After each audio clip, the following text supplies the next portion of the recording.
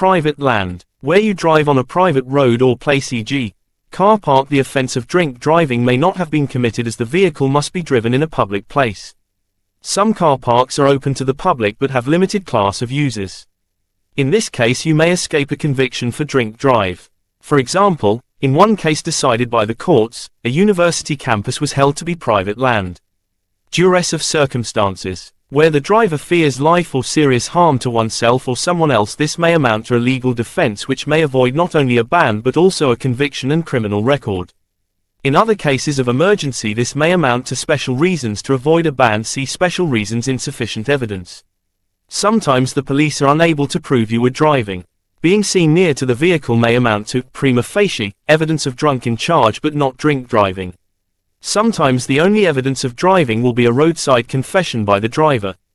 If the driver has not been given their rights before admitting to being the driver, we can stop the police using this evidence and argue there is no case to answer.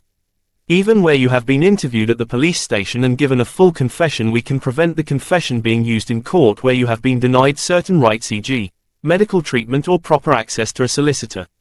Driving not impaired. If you do not accept driving carelessly or you believe that your driving was not impaired by alcohol, then you have a full defense. It may be possible to refute the allegation using the police officer's statements or from your recollection and that of any witnesses. If these legal defenses do not apply or are not successful, we can still attempt to avoid a ban by challenging police station procedure.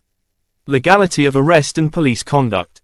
In some situations the court has the power to disallow breath specimens as a result of the unlawful arrest or from the conduct of the arresting officers. Here are some examples: excessive force or intimidation. A number of clients have had charges dismissed due to intimidation, and the inappropriate use of strip searches and taser guns. Using handcuffs without justification. Contrary to ACPO guidelines, the police mislead you on the reasons for stopping your vehicle. This may amount bad faith or mala fides, for which the court has the power to disallow all evidence against you. Misleading statements by the police that there was permission to enter your property. Insulting or inappropriate behavior can result in the case being dismissed. A case against one of our clients was dropped due to unwanted attention. You are not taken to hospital immediately after a road traffic accident or the police delay your treatment to obtain a breath sample. The police are required by force policy to arrange hospital assessment where your airbags inflate. Non-disclosure. A high proportion of successful cases are where the police fail to comply with their disclosure duties. If we are unable to prepare your case due to the prosecution failing to supply evidence, you are entitled to an acquittal. Here are some examples: you did not have an interpreter at the police station.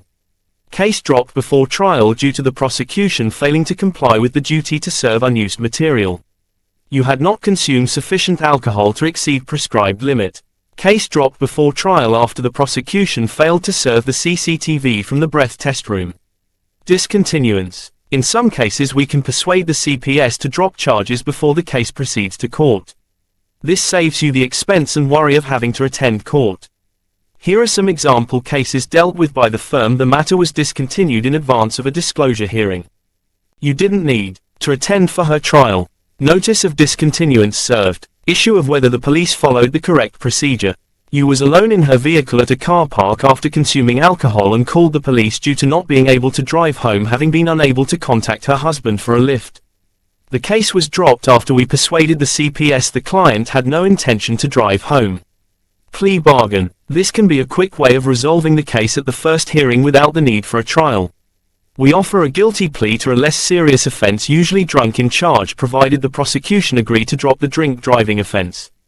Here is some example. You admitted to driving after an accident but was not given her rights to access a solicitor by phone before the interview.